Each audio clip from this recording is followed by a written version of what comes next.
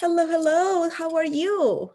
I'm doing fabulous, and someone's still looking extra fabulous, I see. Thank you so much.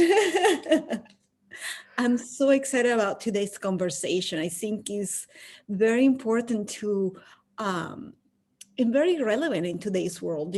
Many people think that to be a leader, we have to fit a specific box, or we need to achieve X amount of things, or look a specific way, or have all this stuff under our belt. And what I love about leadership is that it can happen at any age, right? We can be Hmm. leaders in any form, at any age, in any stage in our lives. So I cannot wait to share what you have to offer and how powerful this conversation can be to inspire other people. So without further ado, let us introduce ourselves. Welcome everybody. I'm Adri Kyser, founder and creator of Sacred Movement Studio and Enlightened Alchemy Method. I'm a wellness expert, transformational coach, and energy alchemist, helping men and women transform and change stress, negativity, aches and pains into radiant health so they can live the life they always wanted, so they can uh, become the change makers, the leaders they are born to be. And I have the pleasure to have here today Dominic. He is fantastic speaker and I want to say friend. We met when I was a guest in his podcast, and he's such a caring, amazing soul. He's a connector, he's a speaker, he's a host of a podcast. And I want to, further ado, I want to give you the mic. Woohoo! Yes, indeed. Yes, indeed. The magical mic that is not Jackson, indeed. Alrighty. Let's see here. Oh, here we go. Here it is. Alrighty. Magical sharing. Gotta love it. Woo!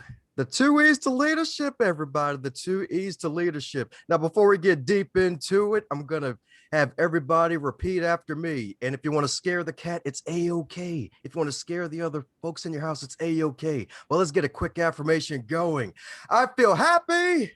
I I feel, feel healthy. I feel healthy.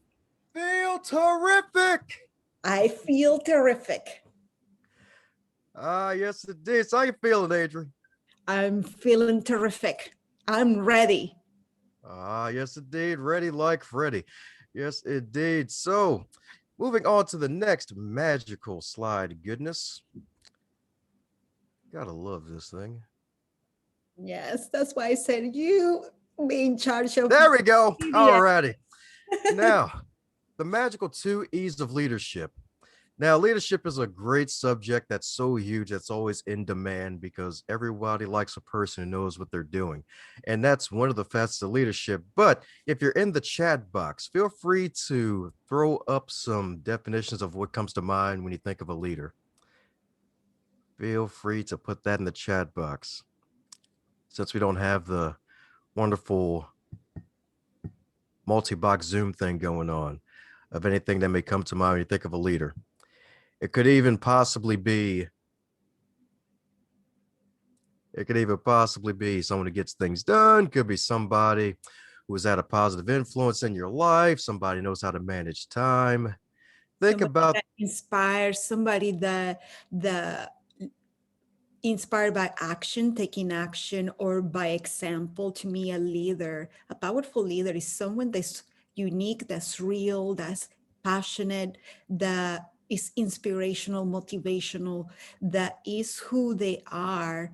And when in their private life and public life, it's no one way of being in one area and being completely different. So, I mean, pretty much a leader is someone that's in alignment with who they are and what they're meant to be in their life, their mission and purpose in life. yes, indeed. Yes, indeed. Alignment is freaking wonderful. it really is. Oh, here we go. One who has people skills and high emotional intelligence. That is a great answer. I love it because that's another thing that's a facet of leadership, emotional intelligence. A lot of people don't think about that when it comes to really leadership's it's like maybe it should be IQ, someone who knows what they're doing. Well, you have to know what you're doing with your emotions as well. because we all have them and they're not going away. Some may say, I may feel no emotions. That could be the emotion itself, the emotion of emptiness, or it's the lack of. Yes, absolutely. Yes, indeed.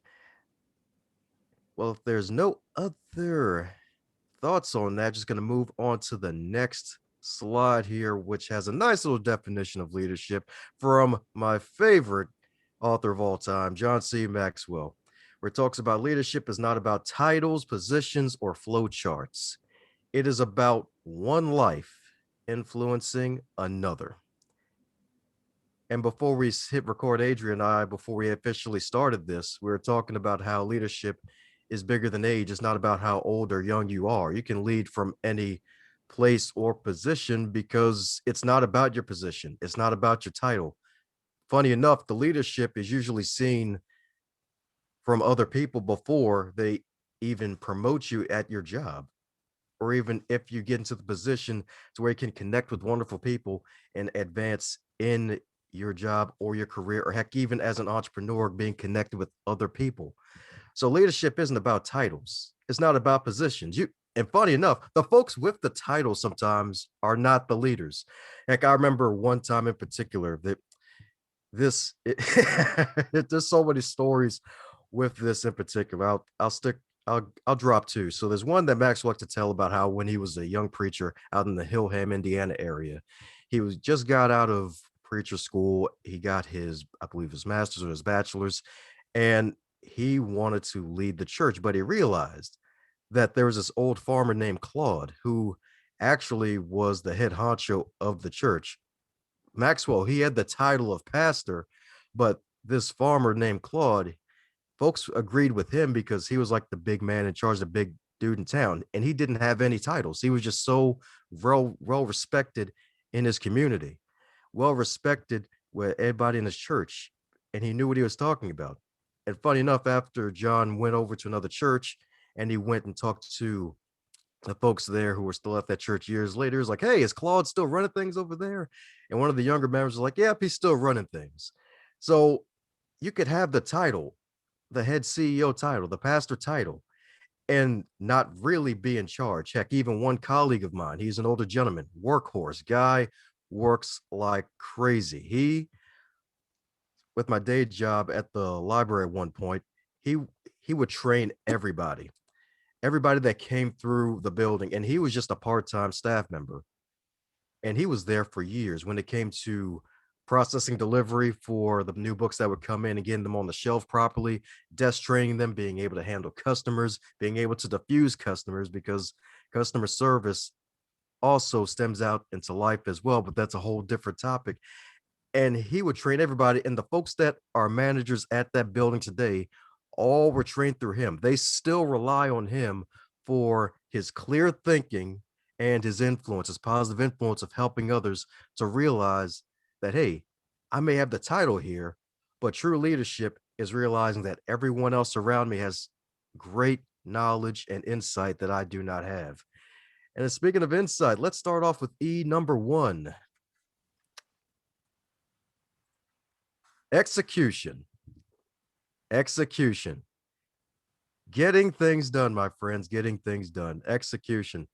Number one is execution. One of the biggest things about leadership is when you want to lead folks, or heck, even when you're leading yourself, because from the cradle to the grave, we lead ourselves the longest, is the fact that you're going to have to move. You're going to have to advance. You're going to have to get things done. When you get up in the morning, you have to give yourself, you have to give gratitude to the creator, to the universe, whoever you believe in, for allowing you to wake up. You have to take action. You have to meditate if you have a miracle morning routine. If anyone has a miracle morning routine, you can go ahead and put that in the chat box where you get yourself ready for the day, making sure that you bathe, you shower, you brush your teeth, wash your face, and all that good stuff. If you want to grab a quick bite to eat for breakfast, and then you get out the door. But in COVID, it's like, oh, I guess I'll just roll over, open my phone, or maybe just go over to the second room and try to be an office couch potato and just turn on this computer, say, hey, I'm here. I'm working extremely hard here. And you just have to really take that wonderful action and just think to yourself, what is one thing that I can do today to get myself closer to the goal that I want to reach? Who is one person who was a positive influence in my life who was always known for getting things done?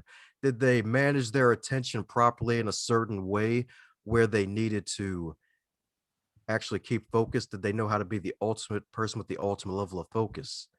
And when it comes to focus, this ego is even deeper because when you get started, there are four types of people who get things done, or heck, even nothing at all.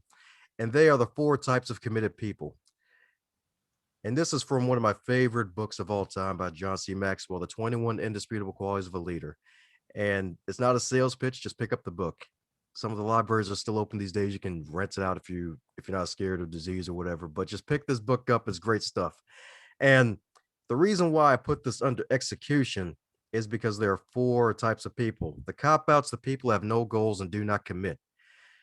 Sometimes we can have paralysis by analysis and we think, oh, we're not going to get anything done here. Like, I'm not sure if I want to do this thing. I'm kind of scared. I'm not sure if this would be the right idea. And then there's some folks who hold out who don't know what they have. Like everyone listening to this and watching this right now has value. There's a buzzword going around, especially in the entrepreneurial space, like, hey, I want to add value to you. I want to add value to your listeners, your audience. How can I add value to you? And sometimes that I really find that horrible because we all have value already.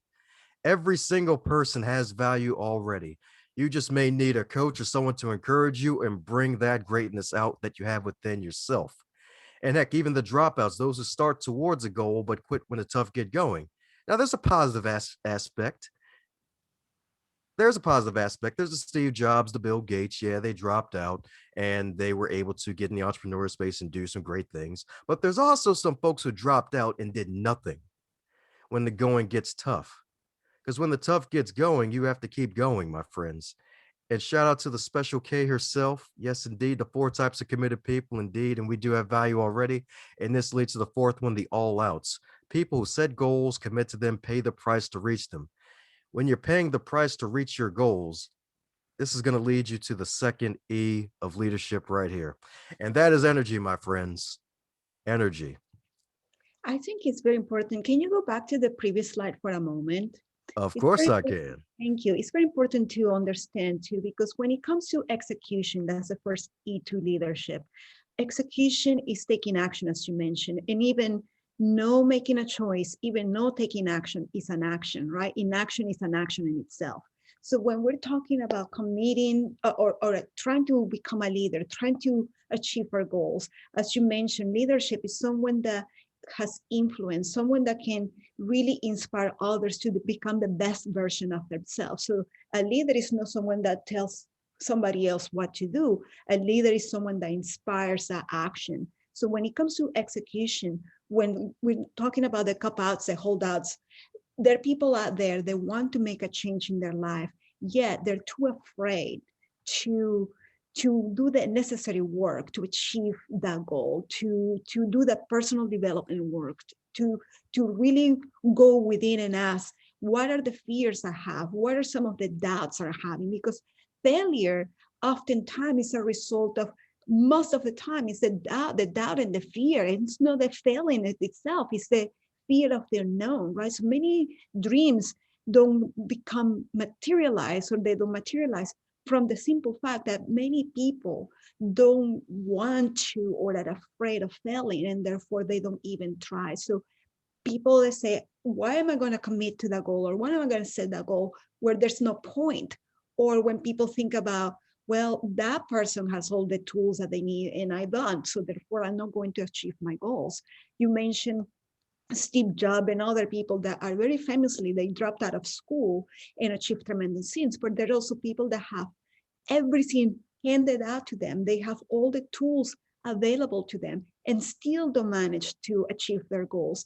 And that's a deeper thing. It's because it comes back from execution. Is it because of they don't have time? Or is it simply because the place of worthiness, the place of the, do I believe that I have everything I need and that I am worthy of achieving this goal? So in order for us to understand how to highly execute our dreams and goals, we have to also start with a personal development work and ask ourselves, am I worthy and deserving of this? And if I don't think I am, what are the areas I need to heal to recognize that I am worthy and deserving? Because every single one of us have value. Every single one of us are here in today's world for a reason, for a mission. And it's part of our life purpose to share our individual gifts and talents with the world. So when it comes to recognizing or why people drop out of their dreams, drop out of their own lives, why they drop out of their goals, it's not because of lack of resources or lack of time, lack of money. It's oftentimes because they are either married to the narrative of the story and they're avoiding change, or simply because they think they are unworthy and undeserving. So when we recognize that the first step starts with you and be like, okay, if I have, if I don't believe I'm worthy, I'm lovable, etc., what are the things I need to change? What are the things I need to heal in order to commit to my dreams, in order to add value to my life and the life of others? So then once you start seeing the taking small actions towards your self improvement, self development, self mastery, then your goals, your dreams become a reality. And then you become the second E, which is was energy, I believe. Is that the second? Yes, ma'am. Energy. So it's important that we invite energy into our life, like by being excited, be like, yes, I'm doing this. And I have a little ritual I'm gonna share with you. It's silly. But let's say when you get a customer, or when you achieve your goals, or when you make X amount of money, or when something good happens to you, you can just kind of do a little dance, just shifting that. And there are days where we feel blue, and you mentioned the pandemic. I mean, there's so many people out there struggling as it is just because they're isolated. So one of the best things to bring positive energy into your life, into everything you're doing, or to shift that stagnant, negative, heavy energy is just by turning up music and dancing, or singing or laughing. Those are great ways to shift energy. And last but not least, gratitude. Gratitude can be a powerful tool to help you improve your life, to help you heal, and to infuse everything with positive energy. And I love the image that you have in there, because this is almost like and of like, yes, I'm open to receive. I am willing and open and ready to receive all that life has given, is ready to give me. Oh yeah, that's the beautiful thing about it too. It's like, hey, you just got to absorb the magic of the wonderful sun, especially since now at the time of this recording, we're heading into spring, and spring is coming, and then soon summer will be here, and then it'll be even better. We get to enjoy more outside time, hopefully, especially this year, since things seem to be moving a little closer to something that we would prefer. I'll put it that way, as opposed to new normal, because I'm pretty sure folks are getting sick and tired of hearing new normal when we already know normal ain't coming back. It's just adjustments. But energy, one of the major things about energy that, and the main reason why this is in this presentation in particular, not only because Adri is a master at helping you gain more energy and clarity into your life, it's also because it's required as a leader. Because I remember it was, I can't believe it's been, wow, 5 years ago now, I believe, when I said yes to just about everything. There's nothing wrong with saying yes to opportunities, but you have to also be discerning and make sure you say yes to certain things, and making sure that you can handle them. Because I had a full-time job working 40 hours a week. I was doing Toastmasters, a volunteer leadership organization. I was part of that organization doing some volunteer work. I was basically overseeing 17 clubs out in the northern Maryland area, while being a president of another club in Southern Maryland. And on top of that, my father was stricken with Alzheimer's, and he was at the tail end of his life. So I was caregiving for him as well. And all of that time, we only have 160 hours a week. I'd say a good 80 to 100 of those hours was dedicated to basically taking care of my father, doing my full time employment, also doing the Toastmasters gig, which I wasn't even getting paid for. I was doing volunteer leadership just to build up some darn leadership habs here. And on top of that, at the end of 2016, I published my first book, Going North, and I was starting to promote that and getting on the road with that. So trying to manage all of that, saying yes to too many things, I was crushing myself because I didn't make time for things that would make sure that I would stay at my high energy level. I gained about a good 50 to 60 pounds of weight because I neglected myself. I didn't do self care at all, especially losing my father a few months after the publishing of my first book. And I realized I had to take a step back from certain things and then advance even further in certain areas, which I didn't do at one point because I wasn't doing any workouts. Diet was horrible and I just wasn't getting any sleep. I was lucky if I even got 4 hours of sleep some nights. Sometimes I'd get maybe 0 to 2. And it's all because I neglected self care and my energy was at an all time low. It was at an all time low. And if you want to put out your best work, you got to do the things that will help you to feel at your best. Like wonderful yoga exercise that Adri has. Heck, even one additional activity we can do real quick to add on. So, for those who are listening in, paying attention at the moment, go ahead and put your right hand over your heart. And don't worry, this ain't going to be the Pledge of Allegiance. This ain't that type of party. America's fabulous, by the way. And put your left hand on your abdomen, your lower belly. And then we're going to do three deep breaths. So, inhale with your nose. And then exhale with your mouth. Inhale. Exhale. And one last time, inhale. And exhale.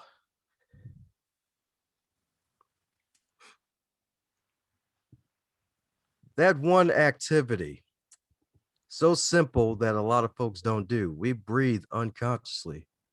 But if you add conscious breathing to what you do, you'll get more air within your body, and then you'll be able to move a lot quicker, a lot better. You may feel even younger than what you currently are right now, all because you're not allowing enough oxygen to get into your body. Just like water, we need air. Making sure you add more air into your body, allowing it to expand and allowing you to feel even better and getting that even more to your brain. At least not too much air. You don't want to be an airhead, but that's a whole nother situation.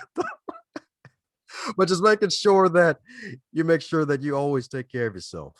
Always take care of yourself. And to expand even more, I'm going to tag team it up with my buddy Adri to close us off here because she's got some more fabulous stuff for you.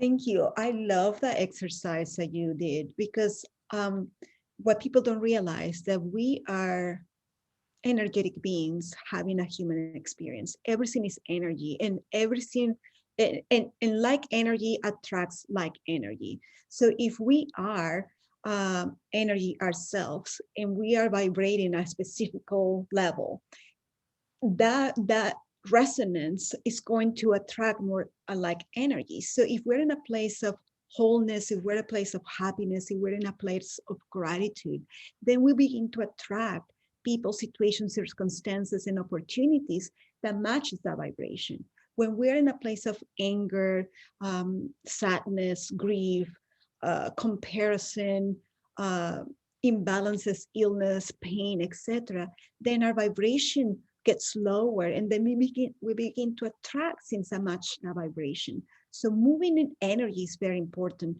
because let's talk about the example or the exercise you did. We have 7 major energy centers in our body along the spine, and these energy centers, even though they cannot be seen or touched, they're very real. They are connected to specific body parts, specific hormones, specific organs, and have a correlation with your mental, physical, and emotional aspects of yourself. So when you bring your hand to your heart center and one to your navel center, those two energy centers, one, the navel center, is all about empowerment, confidence, is how we digest information, is how we digest food, is how we feel nurtured, is our sense of sense of being in this world. And then our heart center is a center of love, compassion, kindness, is the seed of the soul. So when you combine the two of them, it reminds you to move from a place of empowerment and confidence, but at the same time, kindness and love. So you are able to be seen in the world as you are, keeping in mind a connection with your soul. So oftentimes when we live in our heads, to just support you being an airhead, is when we have a lot of movement in our heads, where a lot of thoughts are happening here. We're moving from a place of being here and not connecting with our heart space. So when we are in our heads, that's when we have stress, when we have insomnia, when we have this comparison syndrome, when we are anger and fear and all this stuff. And then you add that to what's happening in collectives. You know, you watch the news and you see so many negative stuff, and then you tap into that we forget to really check in with our bodies. So it's very important that we have a daily routine and practices, self-care practices, like you mentioned, to help us move that energy that might be stuck. Emotions, okay, let me rewind for a moment. Thoughts are energy, and thoughts that are played in your head multiple times over and over and over, they become beliefs. Your beliefs become your reality. Your beliefs will affect your biology. As you think, you believe. As you believe, you feel. As you feel, you behave. So when your beliefs become or affect your biology, I mean that your beliefs begin to affect how you feel, your emotions. Emotions are molecules that carry informations that affect the functioning of your cells. Right there is a proof that if you're thinking constantly negative thoughts, you begin to develop negative beliefs. Therefore, those negative beliefs get reinforced by negative emotions, and those emotions are going to have an impact in your physical wellness. Hormones like cortisol begins to emphasize. That's why a lot of people have adrenal fatigue or fibromyalgia or other immune disorders or high blood pressure, all these different things, because now your thoughts and your emotions are affecting your wellness. When life gets too busy, the first thing that we put in the back burner is self-care. You know, we have to take care of families and work, and then you deal with health stuff, all these different things that we forget that if we don't take care of ourselves, everything else is going to be compromised as well. You start gaining weight, you're not sleeping, your health begins to deteriorate. Since that projects that you wanted to achieve begins to feel stuck or stagnant, or people you're not attracting the right type of people anymore. You feel alone. Oh, it becomes a circle or a cycle, because the mind, body, and spirit are connected. It's like a triangle, and what affects one will affect the others. So when it comes back to having that energy, it's very important to find ways to circulate and move that stagnant energy. One simple example is gratitude practice. Every morning, start with a journal writing down things that you're grateful for. A meditation practice, it can be as simple as having your cup of tea in front of the window and looking outside, or going out for a walk. My way of moving meditation and self-care is through yoga. It's the easiest way to move energy. It's the easiest way to bring that sense of mindfulness and inner peace. It's the easiest way to develop the spiritual connection, and to really help you clear the layers or pull back the layers that are holding you back. So this is a perfect practice for self-discovery as well, and to begin to pay attention to the quality of thoughts that you're having, that therefore becomes your belief, and that your beliefs become your reality, right? So I would love to hear from people here, and Dom, I want to ask you as well, what are some of your favorite ways to shift energy, to increase energy, and to take care of yourself, so then you can show up as a powerful leader, not in just the community, but a leader in your home, a leader in your friendships and relationships, in your community, in your work, in your business, a global leader that inspires action and inspires others to really move towards the greater and greater good of all, right? Locally and abroad. Oh yeah, self-care is definitely great. That activity we did earlier, that's the main one I use, even at work, especially when people like to bring their problems to you just to bring them to you because you're a human. And they're like, oh, it's the first human I see. All right, I had a bad day at work, a bad day at home. I owe the library some money. All right, I'm gonna take it out on you, buddy. And it's like, oh, darn. All right, let me decompress for a moment after they're done venting. And then they eventually become a metaphorical friend later because I make a stupid joke later. And that's another thing I do is usually humor. If I'm not making fun of myself or something around me, and that's the other thing about leadership observation, like those who observe are those who will advance, because if you truly observe and take it and you're self-aware of not only yourself but what's around you, you can use that to your advantage. Like sometimes I'll, heck, even funny enough, I got this sticky note right here. Well, Zoom is not going to be fun, not going to be friendly with it, but I have it that says haters make you greater.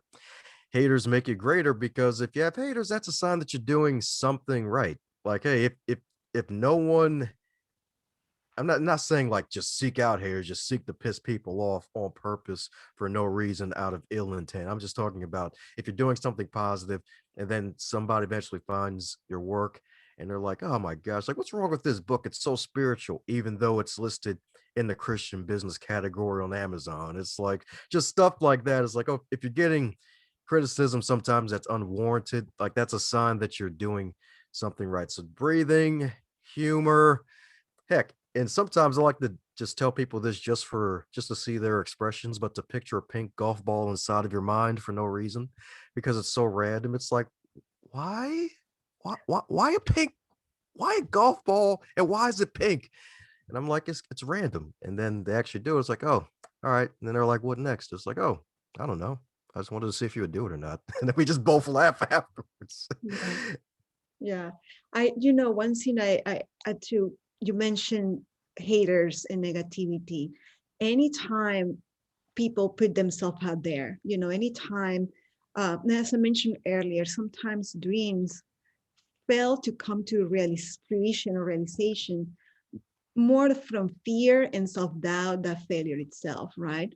So one of the things that oftentimes people hold themselves back from becoming a leader or from showing up in the world and doing the job or the work that are meant to be or they're being called upon doing is the fear of being judged and criticized and having haters. So I remember, I'm going to paraphrase the quote because I honestly haven't memorized it yet, but it's by Theodore what is his Roosevelt. Roosevelt, that's it, where he says the credit doesn't go to the critic, the one that points out, the person in the arena that has the dirt, the scars, that's muddy. The credit goes to the doer, the person that shows up every day. So don't give power to the haters. Don't hold back because of what other people will say or think. I can tell you personally from my experience, when I first moved to the US back in 1995, I didn't speak English fluently. I was going to law school. I came to the US supposedly temporarily to become fully bilingual, go home and finish my school degree. But I met my husband, ended up staying here. But during that time, I encountered very racist remarks about being an immigrant, having an accent, being a not be looking the way I am, the way I do. And I became so self-conscious that I didn't speak for months. I became voiceless. And what people don't realize that one of the reasons I wanted to be a lawyer at a very early age is because I wanted to be the voice for the voiceless. I wanted to be for out there fighting for the underdog. I wanted to make things right. I was an underdog. I suffered being bullied. I suffered being told you're not good enough, and then move to the US and get singled out and criticized for the way I speak and look. So becoming voiceless was an irony because I wasn't voiceless. I wanted to be the voice. So for months, I didn't speak until one day I realized that the pain of being judged, criticized, singled out, profiled, um, all these different sins, it was so small in comparison to the pain of not becoming who I was meant to be, of not doing the work I was passionate about. So, for anybody out there holding themselves back out of fear of being judged and criticized, don't pay attention to it. Recognize that you're here for a reason, that you are valued, that people need you, that the work that you're meant to be doing is needed out there. Everybody have an opinion. Opinions are like a belly button. Everybody has one, right? So just train your brain to focus on the good. The thing is, as human beings, our brains are hardwired towards the negative. Let's think about it for a moment. Let's say you have 10 experiences today. 5 are neutral, 4 are positive, and 1 is negative. Chances are that you're going to focus on and obsessed about that negative feedback or negative experience. You're going to think about it all day. You're going to go to bed thinking about it. You may even wake up in the middle of the night thinking about it. You wake up the next morning thinking about it, because our brains are hardwired towards the negative. But the good news is that you can train your brain to focus on the positive through mindful practices, through personal development, through you know, techniques and daily routines and rituals that can help you train your brain to focus on the good. Practice gratitude practice, breathing, yoga, mindfulness, self-care, having the right type of people. I love working with crystals. I love moving with energy. I'm an energy alchemist. So when I teach yoga classes or when I coach my clients, I use breathing, I use movement as medicine, I use energy work, I use Akashic records, all a whole bunch of different tools that I used to heal myself from chronic pain for over a decade, but I also used to heal myself and become the person I am today. So when it comes to really training your brain to focus on the positive, when it comes to stepping into your power, when it comes to becoming the leader in your community and in your life, in your business and everything starts within you. So yes, find ways to move that energy and cultivate positive energy in your life. Find ways to take better care of yourself. Find ways to find the right community and support system. Find ways to invest in your health, in your personal growth, in your business, because we can wish and want everything we want, but if we don't take action, if we don't do the execution, or what I like to call inspired action, doesn't matter how much wish and goals we want to have visualized in our head, they're going to stay there. It takes visualization, it takes connection with your heart, soul, and your spirit for guidance, and then it takes inspired action to really create changes in your life. Yeah, we got some awesome comments in the chat box from our freaking attendees. They are fabulous. Heck, Nerly likes to listen to inspiring and teaching videos and meeting with friends to lift her spirit. Kim is loving the quotes. Haters make you greater, and opinions are like a belly button. I gotta wonder if some of them are innies or outies.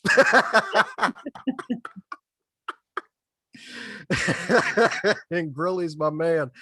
Or, oh man, I probably need to drop that one. Let's see here. Guilty of allowing people's judgment to affect me to a point of feeling unworthy until I finally realized that none of those comments defined me. Amen to that.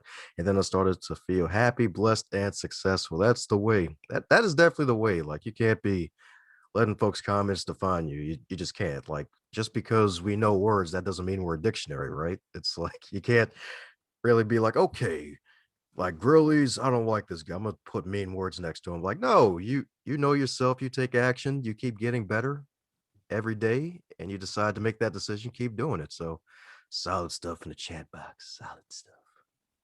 Wonderful. If you guys have any questions or would like additional support from Dominic or I, please post them in the comments. How can people reach you, Dominic? Oh, yes. I'm so glad I finally got this new fancy background. So dombrightman.com, dombrightman.com indeed.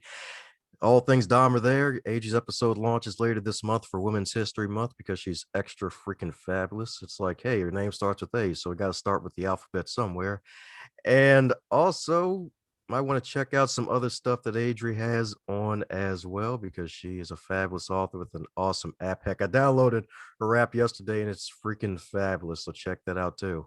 Oh, I love that. Yes, thank you so much. So, one of the reasons I created this Sacred Movement app and the Sacred Movement Studio is because, you know, I've been doing this for 16 years, and I am grateful that I'm not the same person I was 16 years ago. So as I was evolving through my career and personal growth, my business also was evolving with me.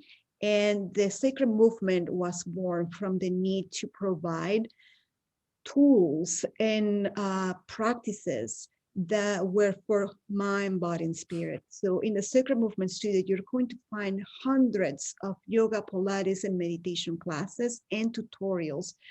But in addition to that, these classes are specifically designed to teach you physical and energetic alignment, to help you have this.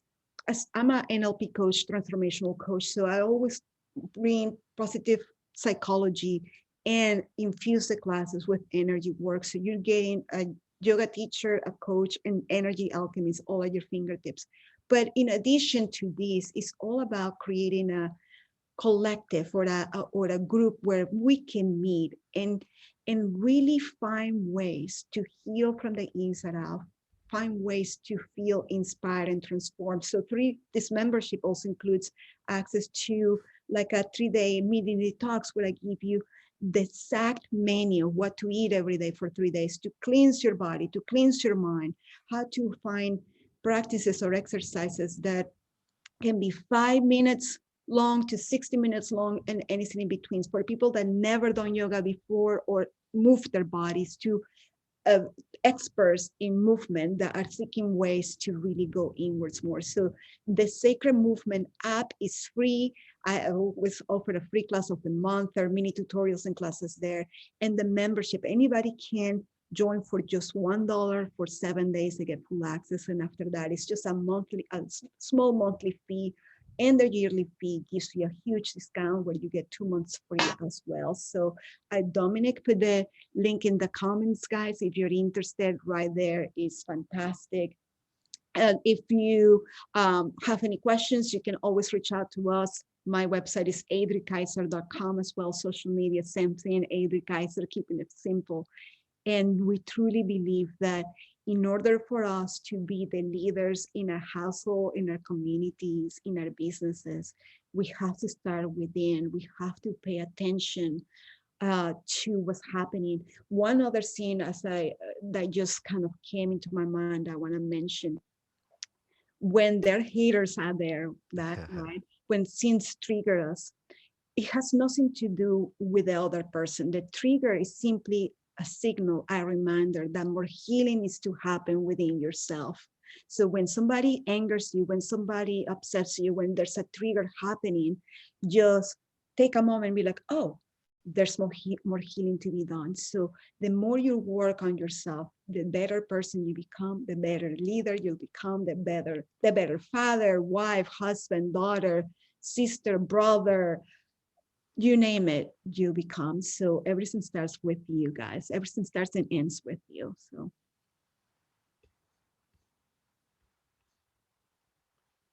Woohoo! thank There we you. Natalie. go. Thank you, Gnarly. Thank you so much. Appreciate you. It figures you know to be where the heat is, where the energy is, live. Any final thoughts, Dominic, that you want to share? Final thoughts.